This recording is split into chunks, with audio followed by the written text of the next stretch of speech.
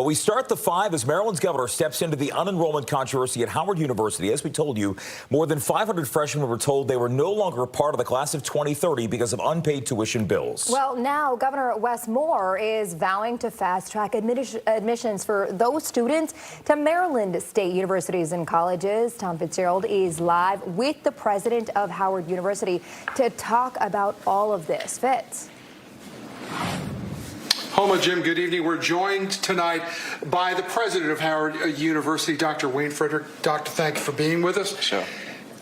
The students said last week that this was a mistake. The university insisted it was not, this unenrollment. Who was at fault here, the university or the students? I don't think, I won't say I'm trying to assign fault. We communicated early in March with financial aid packages for every incoming student. That's the earliest we've ever done that. We did it in April for housing as well, to give people access.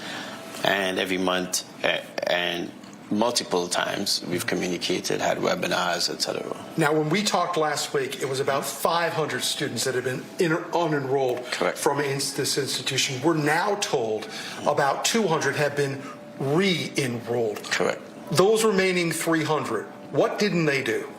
There are people who did not pay the outstanding balance or fill out other checklist items that were necessary, such as immunizations, giving us immunization record. Some of them had told us, though, that they were waiting on military benefits, they were waiting on other financial aid, scholarships.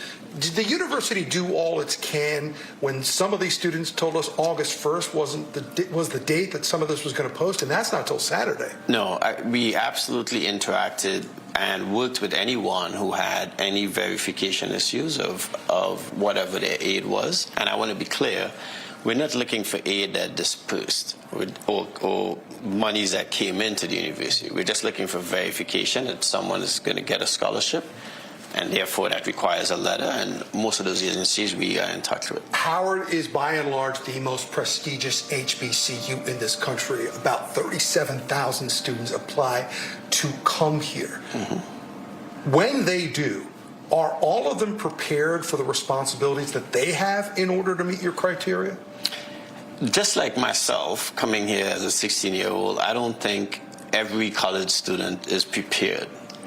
Both of my kids went to college. I don't think either of them were prepared, meaning that it is a complicated landscape, which means that we have to support the students so that they understand the process, and not all of our students have both parents that they're interacting with as Obviously, well. This has not been enjoyable for the students that unenrolled. I don't imagine this has been enjoyable for Howard University. What do you learn for this moving forward so this doesn't happen again? Yeah, I would say 3 things. One is that we have not paid enough attention to the 2,200 students who followed all the guidelines, did everything, and successfully enrolled first and foremost. So I do want to say thanks to them, because I feel to some extent everybody has been ignoring them in this process.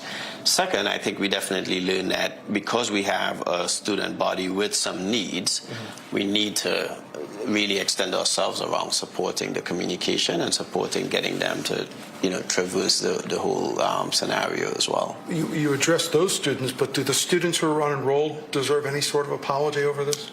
I wouldn't say apology. I certainly empathize with their situation, and we are going to accommodate them in any way we can. As you probably know, the governor of Maryland today directed the University of Maryland system to fast-track any admissions of students who are unenrolled from this university. I was wondering, had you heard about that and your reaction to that news? Yeah, I've heard about it. I welcome anybody who is willing to assist the students. I want to see all of these students get to college and matriculate. We certainly want to keep them in the Howard family.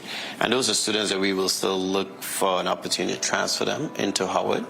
And for those who want to defer their enrollment for a year, we are going to accommodate that as well. So we understand how busy you've been handling this situation and dealing with all these students, their questions and concerns. And we thank you for taking time to speak with us here on Fox 5. Sure, my pleasure. All right. That's it here from Howard University. We'll send it back into you. Fitz, thank you. We're staying on the edge.